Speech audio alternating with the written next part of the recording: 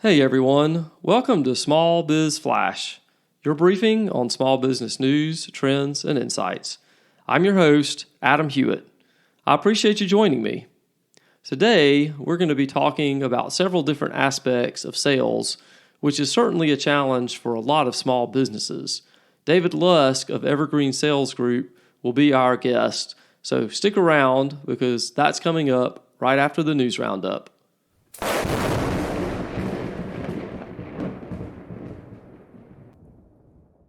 Small businesses fled states with the most burdensome COVID restrictions during the pandemic, according to reporting by the Wall Street Journal. Net migration of smaller businesses out of the Northeast to the South, for example, doubled between 2020 and 2021. The biggest winner of new firm migration during 2021, according to data from the Bureau of Labor Statistics, was Florida, followed by North Carolina, Nevada, Texas, and Tennessee. Professional services businesses, such as consulting firms, top the list of those leaving one state for another. A bill introduced last month in the U.S. Senate would enable small businesses to potentially get exemptions from some federal regulations.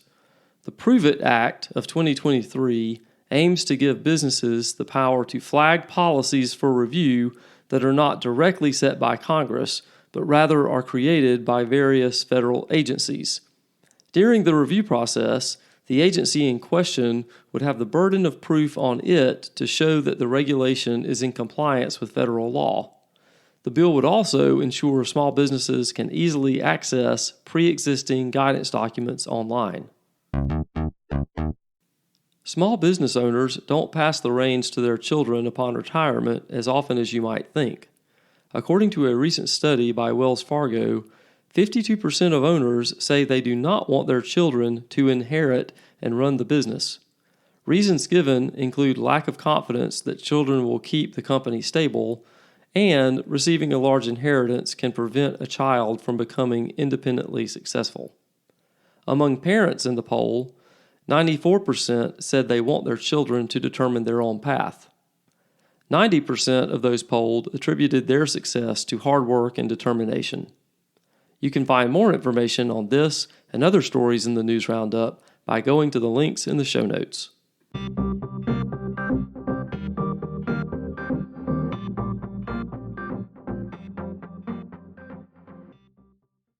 Small business owners, you need the pros at SBS Accounting and Advisors to keep your AP, AR, and financial statements on track.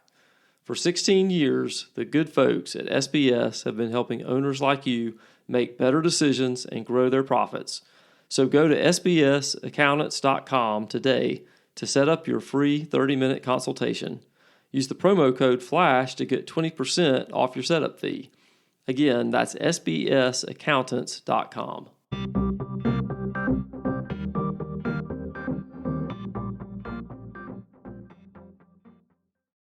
We're back again today with David Lusk. He's the managing partner of Evergreen Sales Group. David, thanks for coming back on the podcast again. So glad to have you. My pleasure. Quite an honor, Adam.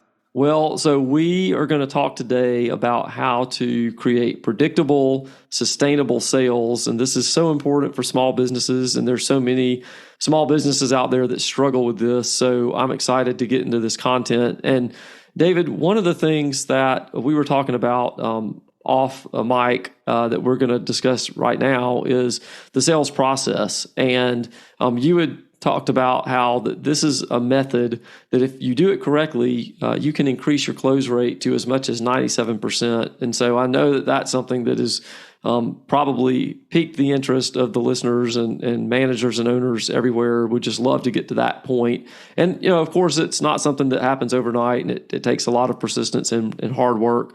But we want folks to work not just harder, but smarter. So can you maybe kick this off by talking about what the sales process is, or the sales methodology, I think is another term that is used out there in the sales world? Sure. So there's a lot of those terminologies are used interchangeably, and it's important sometimes to distinguish them depending on the type of business that you're in. But a sales process is a linked sequential steps of activities that you aligned to a buying journey. So if your customer is coming into your organization and making decisions about how they're going to go and whether they're going to purchase, we call that the sales process. So it's the way in which people move to make a purchase decision. The methodology focuses more on the how. Those are the engagements that you're having, how they are moving through. When do you talk to them? When do you send them collateral? When do you set them up?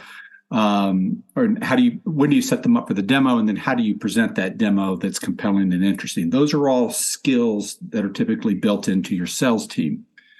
So it's important to understand that most businesses, when they look at wanting to scale, they're thinking, all I need to do is pump up my marketing engine, and that's certainly a component of it a lot. But you have to be careful that you want to be able to grow to sustain any of that growth. And the sales process really helps you narrow that down. Well, and I think one of the things, to your point, that is a common mistake is that, yes, companies gear up their marketing engine. They put a lot of thought and effort and money into getting their message out there to the world. And then they get interest on some level. Either they get hits to their website, the phone rings, people come to their booth at the trade show, whatever the case may be. But they don't know how to make that conversion happen. And so they get the interest, but that's it. And so there's a lot of effort spent, a lot of time spent, a lot of money spent, but there are no results ultimately. And so can you maybe talk a little bit more about how, and maybe this goes to the playbook as well, but how do we help small businesses prevent that mistake? Yeah, so you're right, Adam. That's a fairly common and significant problem that small businesses face, or really any business, quite frankly, is this whole notion of trade shows and kind of what do we do? So the sales process helps align the organization to where a customer wants to buy. What I see very frequently is these events produce a great deal of interest. They produce the leads, exactly why you have them. And what typically will happen, because you don't have a good process in place, is your sales teams will get excited about trying to accelerate all of these people through the process. And so they really latch on to the hot and bothered people that are ready to buy, and they forget about the other opportunities that were created. And so then they try to circle back 3 weeks and 4 weeks later, trying to get them re-engaged, and the attention of the buyer is already shifted. So we have to remember that buyers are making their buying journey 65% digitally in the modern age. And so it's very important, once you have that interest, that you do have the steps in place in order to keep them engaged and keep them interested in buying your solutions. So absolutely. So when it comes to the methodology piece of that, what often happens, and what we like to look at is the balance of that. We want the salesperson to be really creating the need or the problem in the mind of the customer. So when we were talking off mic, I was giving a little example of your customers all have a need. They came to you because at some level they have a little bit of an itch, and your job as a salesperson is to take that itch and really demonstrate and help the customer see that it's really rather bothersome. And even though they're living with it, it's actually creating problems for them elsewhere. So we talk about trying to build that sense of urgency and accelerate that opportunity through the sales process. Now, the sales process we mentioned earlier is it's 93 to 97% effective. It will help your closing ratios because you're qualifying your leads effectively. Those folks that don't have that sense of urgency will drop out along the way. And so you now have the opportunity to focus on all of the real true buyers that are there to buy the services. So, David, can you explain to the audience one of the things we hear a lot for those of us, including myself, who are not, sales guys, the term sales plan or sales playbook, and a lot of companies, smaller companies especially, really, I guess mostly smaller companies aren't sophisticated in this realm and don't have playbooks really built out. And that's something I know that you can help with, and something that really, if you're going to have a consistent, scalable model, you've got to have one. So can you explain to our audience really what that involves? Sure.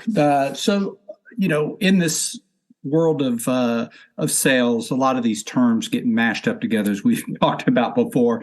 So a sales plan is typically developed by an individual.